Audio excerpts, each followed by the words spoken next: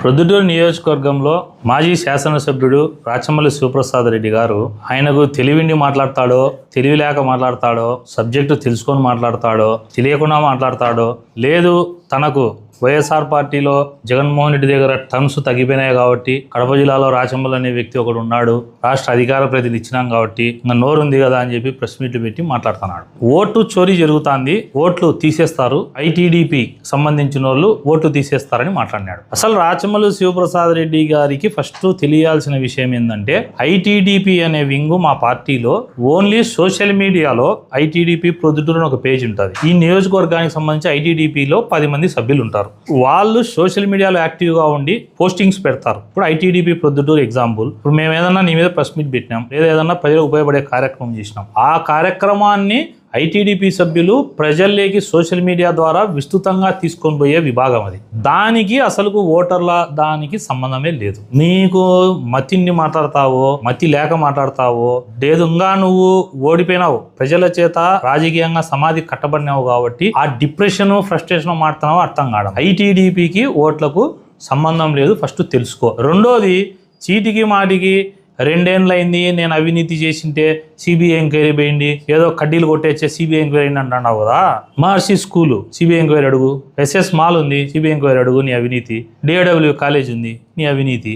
ఈ మూడింటి మీద ఏం సిబిఐ ఎంక్వైరీ అడగవే అంటే నీకు ఏదో ఒకటి నోటికి ఏదొచ్చేది. గతంలో అంతే, ఎమ్మెల్యే ఉన్నప్పుడు ఈ నుంచి వైజాగ్ పరిగెత్తా పోయి సిబిఐ ఆఫీస్కు పోయి నేను లెటర్ ఇచ్చి వచ్చిన లోపల ఒక లెటర్ బయట చూపించావు, నేను తీరా కనుక్కుంటే ఆ లెటర్ లోపల లేదంట, వేరే లెటర్ ఏదో ఇచ్చి బయటకు వచ్చి ఈ లెటర్ చూపించాడు, ఇది నేను ఇచ్చిన.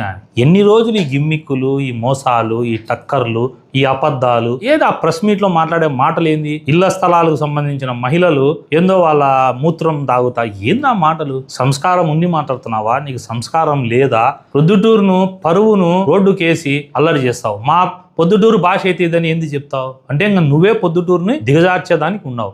బంగారులో గోల్డ్ ప్రొద్దుటూరుగా ఉన్నింది. మైసూర్ నెంబర్ 1 దసరా ఉత్సవాల్లో మైసూర్ తర్వాత పొద్దుటూరు నెంబర్ 1 ఉంటే దీన్ని అన్నిట్లను తీసేసి మరో మకావు చేసినావు పొద్దుటూరు. గ్యాంబ్లింగ్, మట్కాలు, నీ హయాంలో గ్యాంబ్లింగ్లు, మట్కాలు, జూదాలు, విపరీతమైన అసాంఘిక కార్యక్రమాలన్నీ ప్రొద్దుటూరులో చేయించి అప్పుడు పేరు పోగొట్టినావు. ఇప్పుడు ప్రతిపక్షంలో ఉండి ఇది ప్రొద్దుటూరు భాషలో చెప్తా ఉన్నా అంటే ఏంది? ప్రొద్దుటూరు భాష అనేది అంత నీచంగా నీకు కనపస్తుంది రాచమల్లు. నీకు నోరు ఉంది కదా అని చెప్పి నీ ఇష్టం వచ్చినట్టు పొద్దుటూరు మాట్లాడతావా? పొద్దుటూరు నీ ఒకంది అనుకుంటాడావా? ఇక్కడ మేము కూడా పొద్దుటూరులోనే పుట్టినాం. ఇట్లా నాలాగా లక్షల మంది ఉన్నారు పొద్దుటూరులో. వాళ్ళ మనోభావాలు దెబ్బతీసేటట్టుగా నీ ఇష్టం వచ్చినట్టు పొద్దుటూరు భాష అని మాట్లాడతావే. టౌన్ బ్యాంక్ కి ఈ రోజు నీ వల్ల దివాలా తీస్తాను. నువ్వు ఆ రోజు డబ్బు తీసుకొని నీ ఆ అవినీతిలో నీకు భాగం ఉంది కాబట్టి ఈ రోజు టౌన్ బ్యాంక్ దివాలా తీస్తాను. టౌన్ బ్యాంక్ లో డిపాజిటర్లకు కూడా విజ్ఞప్తి చేస్తున్నా నేను, వీళ్ళు ఆఫీసర్లు చెప్పేటి పొరపాటును కూడా నమ్మకండి. సంవత్సరానికి ఒక రోజు కంతు కడతాము అంటే గనక బ్యాంక్ ఎట్లా లాభాల్లో ఉంటుందో మీరు ఊహించుకోండి. రెండవది, ఎవరైనా సరే పొద్దుటూరులో వేరే బ్యాంకుల్లో ఎక్కడైనా మీరందరూ పొద్దుటూరు ప్రజలు లోన్లు తీసుకునే వాళ్ళు ఉంటారు. ఎవరైనా నెల ఈఎంఐ కడతారా, సంవత్సరానికి ఒకసారి కడతారా? అది ఆడ బ్యాంకు దివాలా నీ వల్ల. పొద్దుటూరు పరువు పోతుంది, బ్యాంకులు దివాలా, నీ అవినీతి. ఇన్ని చేస్తాండా అరాచకాలు. నువ్వు ఒక అరాచకమైన వ్యక్తివి పొద్దుటూరులో. నీ వల్ల పొద్దుటూరు పరువు పోతుంది, ప్రొద్దుటూరుకు చెడ్డ పేరు వస్తుంది, ప్రొద్దుటూరులో అభివృద్ధి ఆగిపోయింది, ప్రొద్దుటూరులో అసాంఘిక కార్యక్రమాలు పెంచి పోషించినావు, తర్వాత ప్రజల ప్రాణాలు చెలగాలట అన్నావు. ఇన్ని రకాలైనటువంటి పొద్దుటూరుకు నీ వల్ల నష్టాలు. ప్రొద్దుటూరుకు నేను చెప్పాలంటే నువ్వు ఒక శని. ఎప్పుడు విముక్తి అవుతుందా అనుకుంటున్నారు, ప్రజలు నీకు విముక్తి చేసినారు. ఇంకా శాశ్వతంగా నీకు రాదు. రాజకీయంగా నువ్వు శాశ్వతంగా సమాధి కట్టబడినావు ప్రజల చేత. ఇప్పటికైనా మారి సిస్టంలో పోతాడావా? నీకు స్ట్రైట్ గా ఒక క్వశ్చన్ అడుగుతాను. డిఏడబ్ల్యూ కాలేజీలో మీ అన్నకు 15%, 20%, 25% ఎంతో నాకు పర్సంటేజ్ కరెక్ట్ గా తెలియదు, మీ అన్నకు భాగం ఉందా లేదా? ఫస్ట్ అక్రమ సక్రమ చెప్పు. డిఏడబ్ల్యూ కాలేజీలో మీ అన్నకు భాగం ఉందా లేదా చెప్పు. మూడోది, డిఏడబ్ల్యూ కాలేజీలో అవినీతిలో నీకు వాటా ముట్టిందా, డబ్బు ముట్టలేదా? ఈ 3 దానిలకు నువ్వు ఆన్సర్ చెప్తావా? చీటికి మాటికి చంద్రబాబు నాయుడు గారి మీద, లోకేష్ గారి మీద, ప్రభుత్వ పథకాల మీద మేమేదో అబద్ధాలు చెప్పింటే ప్రజలు ఓట్లు వేసినారంటున్నావు. ఒక క్వశ్చన్ ఒక్కటే, నేను ఎక్కువ నీకు చెప్పినా అనుకో, నువ్వు చేసినవి 100 ఉన్నాయి. రా శివాలయం కాడికి రా, చర్చ పెడదామంటే ఒక రోజున వచ్చినావా? ఇప్పుడు కూడా నేను మళ్ళీ ఆహ్వానిస్తాడా. మనము డిస్కషన్ చేయాలనుకుంటే జగన్మోహన్ రెడ్డి ప్రభుత్వం బాగుందా, మా చంద్రబాబు నాయుడు గారి ప్రభుత్వం బాగుంది అని డిబేట్ చేద్దాం. నెంబర్ 2, నీ పరిపాలన ఎట్టుంది, తెలుగుదేశం పార్టీ ఇక్కడ ఎమ్మెల్యే గారి పరిపాలన ఎట్టుంది, ఈ రెండింటి మీద డిబేట్ చేస్తాం.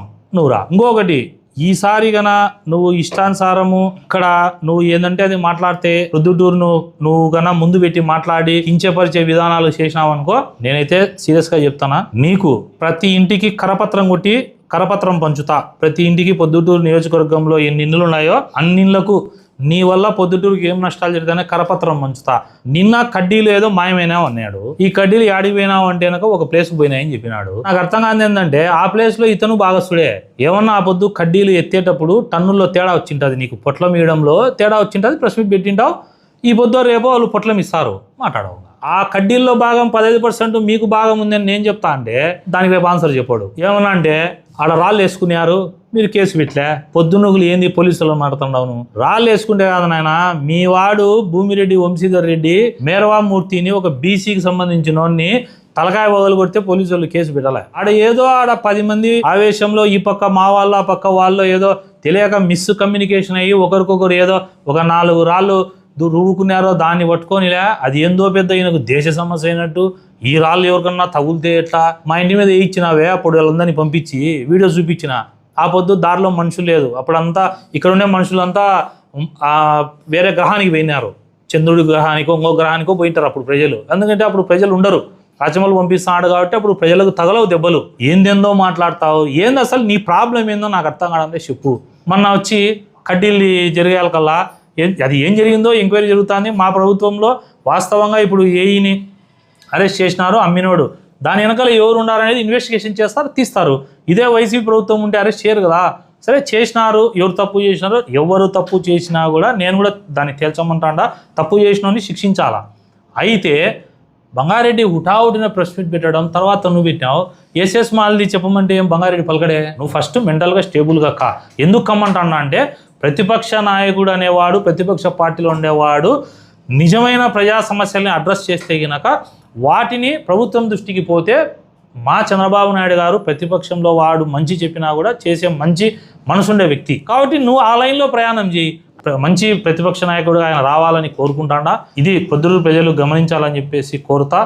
రాచమల్లు ప్రసాద్ రెడ్డికి ఎందుకు తెలుగుదేశం పార్టీ మీద ఆయన మాట్లాడుతూ ఉన్నాడంటే దానికి కూడా నేను క్లియర్గా చెప్తాను పొద్దుటూరు ప్రజలకి. అతను ఓటమిని జీర్ణించుకోలే, 1. 2 అతను ఇంకా మారలే. మనిషి దెబ్బ పడినప్పుడు మారాలా, కానీ ఇతను ఇంకా దిగజారిపోయి, అంటే అది గొడ్డలి పార్టీ కాబట్టి ఆ పార్టీలో ఉన్న వాళ్ళు ఎవరు మారరు, ఇతను కూడా మారడు.